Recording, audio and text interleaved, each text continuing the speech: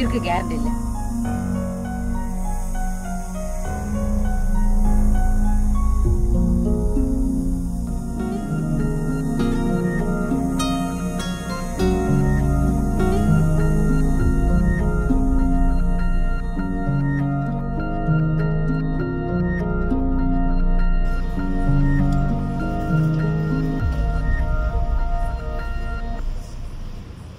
அனைவருக்கும் வணக்கம். ஒரு வாசகியாக இங்க நான் அழைக்கப்பட்டிருக்கேன்.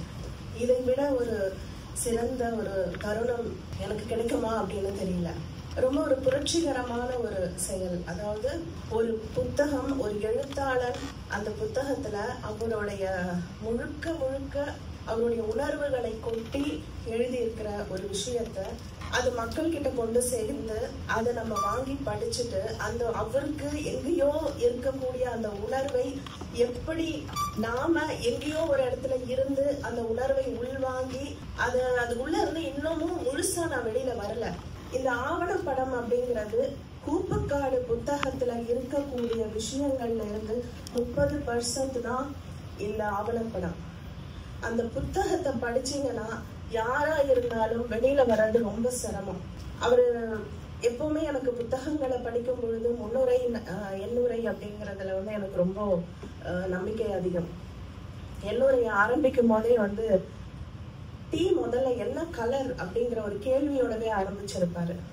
இந்த முழு புத்தகத்தை படிக்கிறதுக்கு நீங்க முன்னுரையும் எண்ணுரையும் படித்து முதல் 3 அத்தியாயங்கள் படித்தாலே மொத்த கதைக்குள்ள உங்களை வந்து அப்படியே காலை சுருட்டி உள்ள இழுத்துடும். நீங்க வெளியில வர்றதுங்கிறது ரொம்ப சிரமம். இன்னைய வரைக்கும் நான் வரலங்கிறது தான் உண்மை. 3 இடத்துல அவரு இந்த கலர் வேரியேஷன்ஸ அவர் மென்ஷன் பண்ணியிருப்பாரு. முழுக்க வந்து அவர் அரசியல் பேசியிருக்காருங்க. நீங்க உள்ள புத்தகத்துக்குள்ள போய் படிச்சு பார்த்தா தெரியும். இது 30களில் வந்து CN அண்ணாதுரை எழுதின ஒரு புத்தகம், ஒரு சிறுகதை. அதுல அந்த சிறுகதையையும் இந்த கூப்புக்காடையும் என்னால வந்து ஒப்பிட்டு பார்க்க எனக்கு ஒரே மிரட்சியா இருக்கு.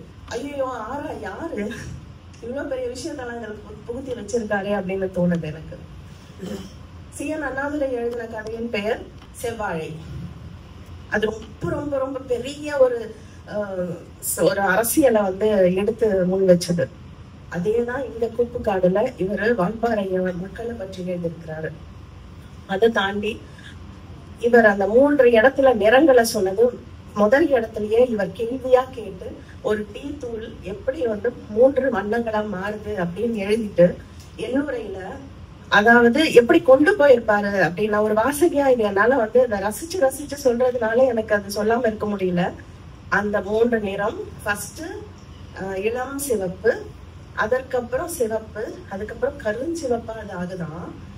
அப்படியே வந்து அந்த கேமரா வந்து அப்படியே போகும்போது அங்க இருக்கக்கூடிய அவர்களுடைய வாழ்க்கை முறையை போறாரு. அப்போ அவங்க இப்ப பாத்தீங்க இல்லையா, அவங்க எப்படி அந்த ஆடைகள் அவங்க எப்படி அதெல்லாத்தையும் வந்து போட்டுக்கிறாங்க அப்படிங்கிறது, அந்த செடியோடைய அந்த தாட்டு இது வந்து குச்சிகள் வந்து அவங்களுக்கு காலில் உரசிடும். அதனால அந்த உரசலை வந்து தடுக்கிறதுக்காக எத்தனை மேல அந்த சுத்தி அவங்க அந்த ட்ரெஸ்ஸை போட்டுக்கிறாங்க. அது அடுத்தது. அதுக்கு அடுத்தது என்ன செய்யறாருன்னா அட்டை பூச்சி. என்னமா அரசியல் சார், அது எவ்வளோ பெரிய விஷயத்த சும்மா சர்வ சாதாரணமா சொல்லிட்டு போயிருக்காரு. அட்டை பூச்சியில வந்துட்டு இவரும் அது முதல் அத்தியாயத்துல அதை சொல்லுவாரு. என்ன சொல்லுவாரு தெரியுங்களா, ராமர் அட்டான்னு ஒண்ணு இருக்கான். மேல வந்து அதுல 3 கோல் போட்டிருக்கோம். அந்த ராமர் அட்டை குடிக்கிற வரைக்கும் ரத்தத்தை குடிச்சுட்டு தானா கீழே விழுந்துருமா. பாவம், அதுக்கு மேல அது ஒண்ணும் பெருசா பண்ணலாம். இது வந்து எவ்வளவு பெரிய இன்றைய காலகட்டத்திற்கு ஏற்ற அரசியலை அப்படி போற போக்குல அப்படி கீறி விட்டுட்டு இவர் கிளம்பிட்டாரு. நான் அதை ஒரு தடவைக்கு 10 தடவை படிச்சு உள்ள வாங்கி மேல ஏறி அதுக்கு அடுத்தது மற்ற அட்டைகள் எப்படி எல்லாம் வந்து ஒரு அட்டை பூச்சியும் அவங்களுடைய ரத்தத்தை குடிக்குது அப்படிங்கிறத சொல்லி, அந்த அட்டை பூச்சிகள் என்ன செய்யுமா, முதல் தடவை அந்த ரத்தத்தை குடிச்சுட்டதுக்கு அப்புறமா நீர் மாதிரி அவங்க ரத்தம் வருதாம். அதுக்கு அடுத்தது கருஞ்சிவப்பா அந்த ரத்தம் வருமா. அப்புறம் காஞ்சி போனதுக்கு அப்புறம் டார்க் பிரவுன் கலர்ல அந்த ரத்தம் இருக்குமா. என்னடா இப்படி ஒட்டிட்டு இருக்கேன்னு அது நம்ம விரல வச்சு பிச்சு எடுத்துட்டோம்னா அந்த ரத்தம் திரும்ப நிக்காம ஊத்துமா, அது அந்த களிமண் தரையில் விளைமண் தரையில் அந்த உதிரம் கீழே சிந்தி, இதுதான் அவருடைய எல்லுரையில எழுதியிருக்கிற விஷயம். கீழே சிந்தி அந்த மண்ணோட மண்ணா கலந்து அந்த இதையே உரமாக போட்டுதான் அந்த செடி வளர்ந்தான். வளரும் பொழுது அந்த 2 இலை ஒரு நுனி இலை வந்து டெங் டெங் டெடிங் அப்படின்னு கொண்டு வந்து நிறுத்தியிருப்பாரு பாருங்க. அதுக்கு மேல வந்து ஒண்ணுமே முடியாது. அடுத்து அடுத்து அடுத்து படிக்கணும் படிக்கணும் படிக்கணுங்கிற ஒரு ஆர்வத்துக்குள்ள நம்மளை இழுத்துட்டு போயிடும். இந்த மாதிரி ஒரு தருணத்திலையும் அவங்களுடைய வாழ்க்கை முறை. சரி, இது ஒரு நான் ஃபிக்ஷன் ஸ்டோரி. இந்த நான் ஃபிக்ஷன் ஸ்டோரிய ஒரு ஃபிக்ஷன் ஃபார்ம்ல கொடுத்து அந்த இப்போ நம்ம டாக்குமெண்ட்ரியா பார்க்கும்போது அங்க ஒரு கிட்டத்தட்ட ஒரு 11 பேர் அந்த ஊர்ல வாழ்ந்த மக்களுடைய அந்த ஒரு கேரக்டர்ஸ் நம்ம பார்த்தோம் இல்லையா.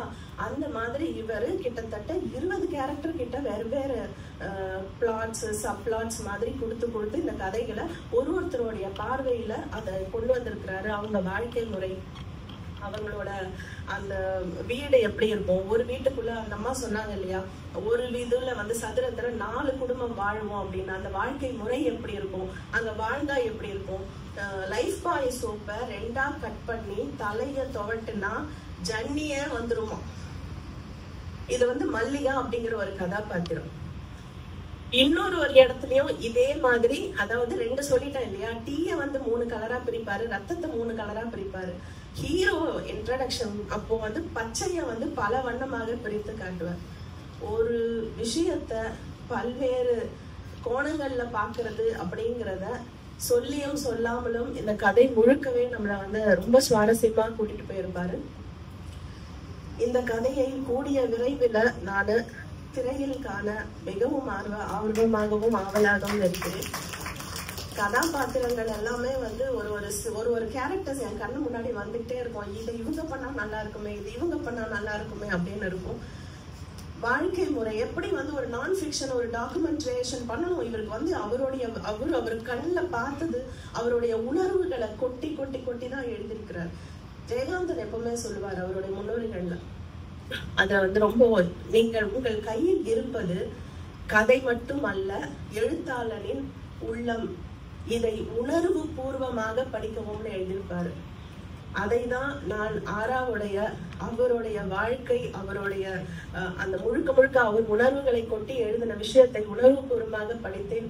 இதை திரைப்படமாக்கினாலும் புத்தகத்தை படித்தால் மட்டுமே இதோடைய முழு அந்த ஒரு எசன்ஸ் உங்களுக்கு கிடைக்கும்ங்கிறதுல வந்து எனக்கு எந்தவித ஐயப்பாடும் இல்லை. அதை சொல்றதுல தயவு செஞ்சு புத்தகத்தை ஒருவேளை யாராவது வாங்குற ஐடியால இருந்தீங்கன்னா வாங்கி உங்கள் அலமாரியை அலங்காரப்படுத்துவதை விட உங்கள் மனங்களையும் உங்கள் உள்ளங்களையும் அலங்காரமாக வைத்துக் கொள்ளுங்கள், படியுங்கள் என்று தயவு கூர்ந்து கேட்டுக்கொள்கிறேன். நேரமின்மை அப்படிங்கிற காரணத்தினால, அதாவது மயிலை கூப்பிட்டு ஆட சொல்லாத மாதிரியும் குயிலை கூப்பிட்டு பாடுன்னு சொல்லாத மாதிரியும் எனக்கு வந்து கதை அப்படிங்கிறத தாண்டி இந்த விஷயத்தெல்லாம் உங்ககிட்ட பகிர்ந்துக்கணும் அப்படிங்கறது வந்து எனக்கு அதுக்கான வாய்ப்பளித்த அரா அவர்களுக்கு என்னுடைய மனமார்ந்த நன்றிகள். தேங்க்யூமா. இனிமேலும் வந்து இந்த கதையை நீங்க படிச்சா இன்னும் நல்லா இருக்கும். கூடிய விரைவில் திரைப்படமாக பார்ப்போம் என்று சொல்லிக்கொண்டு அருமையான வாய்ப்பளித்த குழுவிற்கு என்னுடைய பணிவார்ந்த வணக்கங்களை தெரிவித்துக் கொண்டு விடைபெறுகிறேன். நன்றி, வணக்கம். வணக்கம். நான் இப்பதான் கூப்புக்காடு டாக்குமெண்ட்ரி பார்த்துருக்கேன். தேயிலை தோட்ட தொழிலாளர்களை பற்றியான பெரிய டாக்குமெண்ட்ரி 1 மணி நேரம் வந்து ஃபுல்லாக பார்த்துட்டு இருக்கோம். கிட்டத்தட்ட வால்பாறையிலேயே போயிட்டு இருந்துட்டு வர மாதிரியான ஒரு ஃபீல். அவங்க எவ்வளோ கஷ்டப்படுறாங்க, தேயிலை பறிக்கிறது மூலிமா அவங்க எவ்வளோ பெரிய பிரச்சனைகள்லாம் சந்திக்கிறாங்க, எவ்வளோ கஷ்டங்கள் உடல் வழியா மனசு வழியா எவ்வளோ கஷ்டங்களை அவங்க அனுபவிக்கிறாங்க அப்படின்ற விஷயங்கள் வந்து பார்க்கும்போது ரொம்ப பயங்கரமா ஒரு சாதாரணமா ஒரு ஈஸியா ஒரு டீ ஒரு காஃபி அப்படின்னு சொல்லி பிளாக் டீ கிரீன் டீ இப்படி விதவிதமா நம்ம டீ வந்து சொல்லி குடிச்சு என்ஜாய் பண்ணுவோம். பட் அந்த ஒரு டீக்கு பின்னாடி இருக்கக்கூடிய ஒரு அவ்வளோ பெரிய ஒரு வலி வேதனையும் வந்து டாக்குமெண்ட்ரியா அவங்களுடைய லைஃப்பை பார்க்கும்போது அவ்வளோ ஒரு பெரிய கஷ்டமும் வருத்தமும் இருக்கு. முதலாளிகள் வந்து ஏன் வந்து இவங்களை பார்க்க மாட்டேன்றாங்க, கோடி கோடியா பணம் சம்பாதிச்சு கொடுக்குற அந்த உள்ள இந்த தோழர்களை வந்து ரொம்ப சந்தோஷமா வச்சுக்கலாங்க. 1 வருஷத்துல வர்ற ஒரு வருமானத்துல இருந்து பகிர்ந்தளிச்சாலே அவங்க வந்து சூப்பராயிடுவாங்களே. ஏன் அந்த மனநிலை வரமாட்டேங்குது, ரொம்ப கோபமா இருக்குது.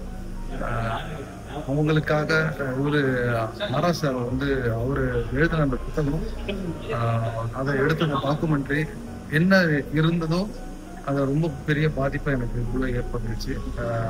இது எல்லாருமே வாங்கி அந்த புத்தகத்தை படிச்சு பாருங்க. எல்லாருக்கும் ரொம்ப நன்றி.